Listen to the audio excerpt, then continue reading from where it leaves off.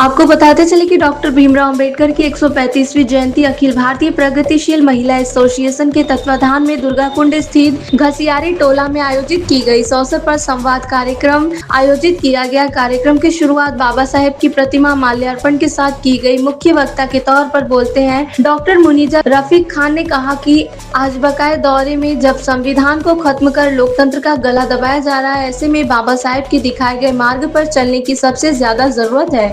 संवाद कार्यक्रम का संचालन एपवा की रोजा मैथ्यू ने किया और सीमा विभावाही, वीके सिंह, आरडी सिंह, कुसुम वर्मा, धनशीला सिद्धि, मिहिर आदि ने संबोधित किया। वाराणसी से धनेश्वर साहनी की रिपोर्ट।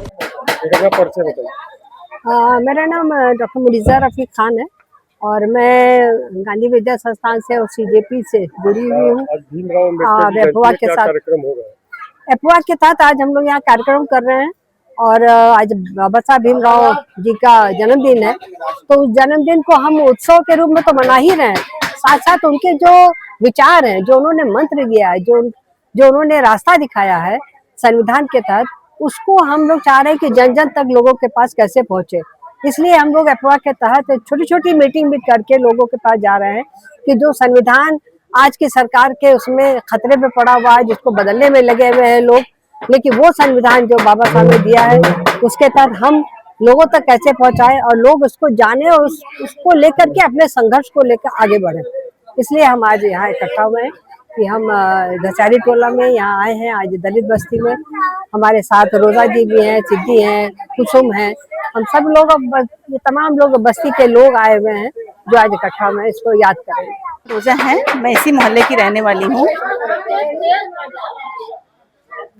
आज डॉक्टर बाबा भीमराव अंबेडकर की जयंती है, जन्मदिन है, और इस जन्मदिन पर हम लोग उनका जन्मदिन तो मनाते ही हैं, लेकिन उनका जन्मदिन हम लोग एक उत्सव, एक त्योहार, एक बहुत ही उल्लास के संग मनाते हैं।